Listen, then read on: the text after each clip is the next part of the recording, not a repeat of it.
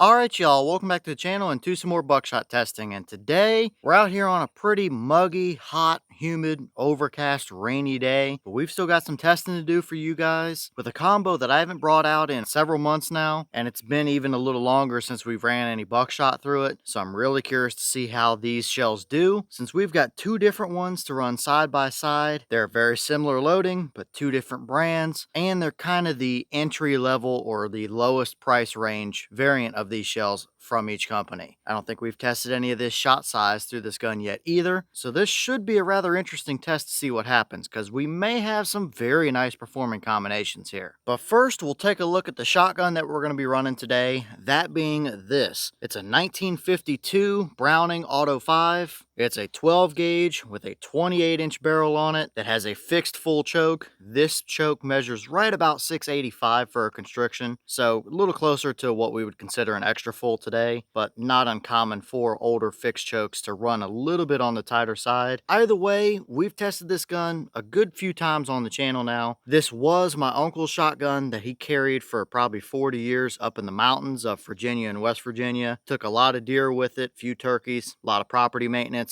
with predators and varmints and stuff like that. But now it's been handed over to me, and we've been running turkey loads and buckshot loads and stuff like that through it to see what it could really do. When my uncle was hunting deer with this gun, typically it was whatever the cheapest double-aught buck load was that was on the Walmart shelf is what he was using. And we kind of have that today, but in a little bit different shot size. So for the loads we're running, I brought out these two. We've got the Federal Power-Shok and the Winchester Super X. The Power-Shok and Super X line from each of these companies is kind of their more entry-level or cheaper, more basic option. They have higher grade shells, if you will, with both lineups, but we've got some 12 gauge, 2 3/4 inch, 8 pellet triple-aught buckshot loads. I don't know if we've ever tested any triple-aught through that old A-5, so this should be rather interesting, and we'll see, putting these two head-to-head, which one actually patterns a little better through that old Browning. We know the Super X loads can definitely give us some nice results if you get them running through the right choke and constriction. The Power-Shok loads can also be good, but they're a little more finicky to really get dialed in. So a little bit of both here. These would have both been kind of the cheapest loading on the Walmart shelf if my uncle were to use triple-aught buck. So we'll see how they do. And since they are the 8 pellet load,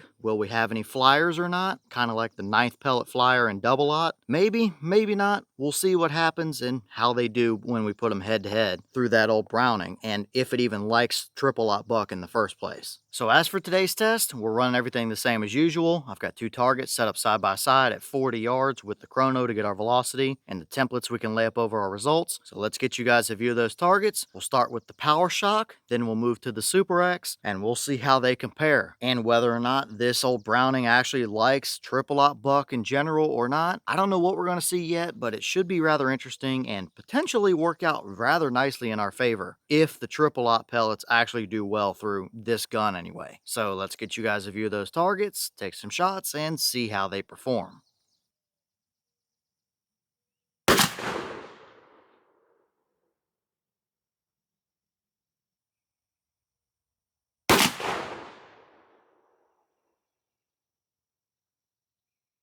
Alright, so quick run through for velocities. I don't even remember if I said the velocity claims earlier, but both of these have a 1325 claim on the box. The Federal shells definitely felt a little bit softer in the recoil department. They gave us 1248, so we're not quite seeing the claim there. But the Winchester Super X's gave us 1316, so 9 feet per second under the claim. That's right about where we should be with those. They definitely were a little bit hotter in the recoil department as well. So a little difference in loading, I think, between these two. But how do they pattern and what's the difference downrange? Let's go check it out and see. Alright, so here we have both of our 40-yard targets side by side. On the left is our Federal Power-Shok. On the right is our Winchester Super X. Definitely rather interesting to see these two compared side by side. We obviously have a winner in the Winchester Super X pattern over there on the right. But the Federal Power-Shok on the left definitely tried, but it just didn't exactly do what we ideally wanted out of it either. But I think the Power-Shok, if it actually was able to do what it wanted, I think that might have been a little bit more impressive of a pattern if it worked, but it just didn't quite work out the way we hoped. But we'll start over here on the left with our Power-Shok results. The white dots were my points of aim. And I mean, we had 4 of them right there where we wanted them to be. And then we had 3 more up here at the top. These are an 8 pellet load. That's 7 pellets on the target. I think pellet number 8 is right up here in the center of the screen, right along the top edge. You can see that big hole right there with the grass shining through it. I think that might be pellet number 8, but I don't know for sure if it is or not. But definitely rather interesting to see 4 pellets at the bottom and 3, potentially 4 up there at the top. Kind of a split divide right down the middle. Not something we typically see with a lot of patterns, but definitely a little bit all over the place. If we didn't have that divide and everything was kind of right condensed down there around our white dot, it would be a very nice pattern. But this isn't exactly what you want. You've got 4 of them where you need them, but the rest aren't there. And of the 7 pellets we have on the target, it's a 19.5-inch tall by 10.5-inch wide spread. So definitely taller and narrower overall. So pretty mixed match looking pattern there. It tried, but also failed at the whole top half of the pattern.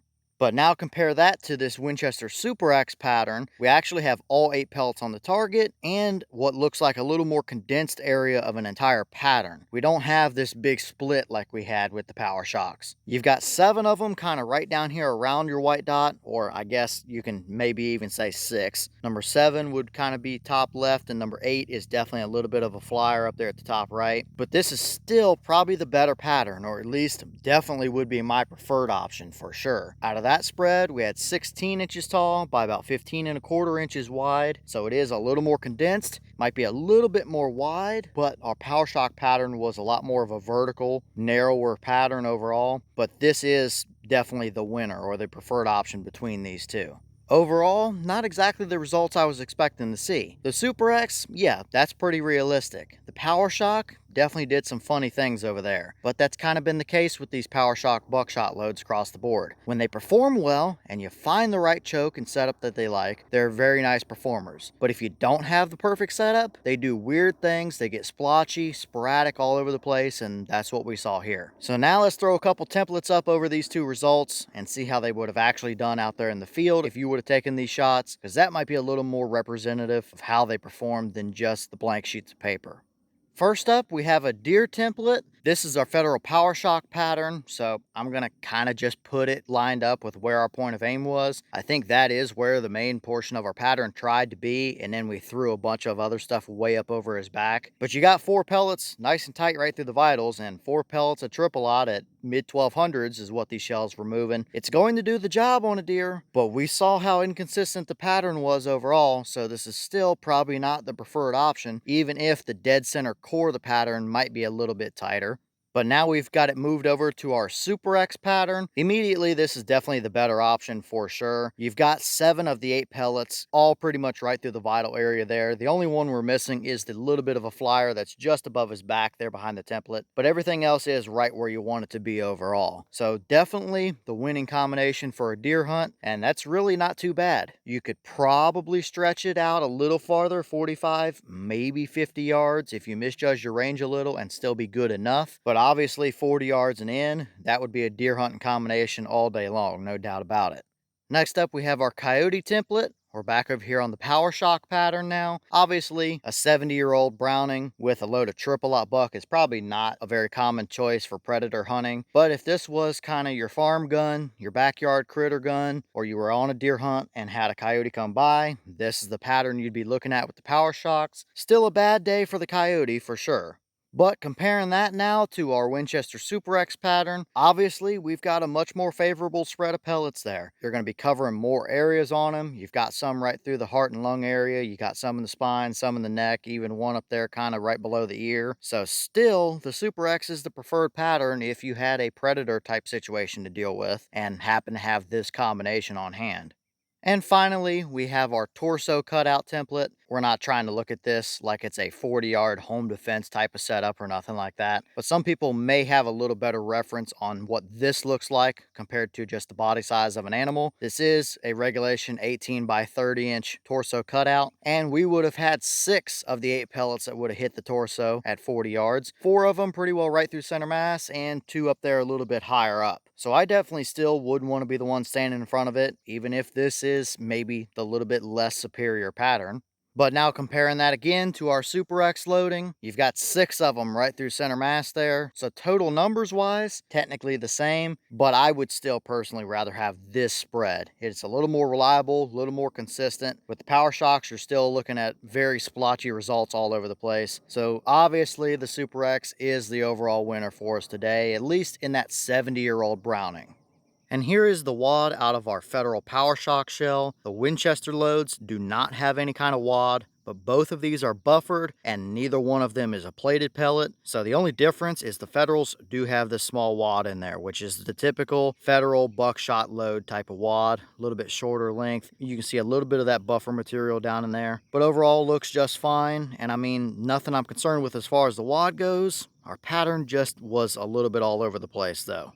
All right, y'all. Well, what do we think about these two results right here? Definitely pretty interesting to see the difference between them. We kind of had an attempt with the Power-Shoks to perform well, but clearly the Super X is the better option. And that is a very solid performing buckshot combination from that gun for sure. Technically, maybe we have seen a touch better out of some 9-pellet double-aught than what that gave us. So depending on how it patterns in different situations and stuff, maybe a double-aught might be just as good or a little better option from that gun. But if these were the options I had, I would not hesitate to hunt with that Super X loading. And having 8 pellets flying down range at over 1,300 feet per second, and at least being able to get 7 of them or so right through the vital area like that pattern would give us, it's going to be hard to argue with. There's not going to be a ton of stuff that makes it through that kind of spread. So solid performance overall for the Super X. Definitely not too many complaints we can really have considering the old Browning setup that we do have. But let me know all your thoughts down below. Is this about what you expected to see? Were you a little surprised one way or the other? Have you tested either one of these triple-aught buck loads? And if so, what kind of results have you seen? Is the Super X the winner for you as well? Or maybe do you like the little hotter clump of pellets you get with the Power-Shoks and don't mind having a little bit of stuff scattered around the edges? Or would you still prefer something like a double-aught load or whatever the case would be? And what other loadings do you might want to see us run through that old Browning that you think could be rather interesting or potentially give us some nice results? Let me know all that down below. But with that being said, I've got some more testing to get done for you guys, so I'm going to get back to it. As always, you have the channel Instagram as well as the mailbox where you can send stuff if you'd like. All the information will be in the description if you're interested in it. But I'm going to get back to it, so I'll see y'all in the next one.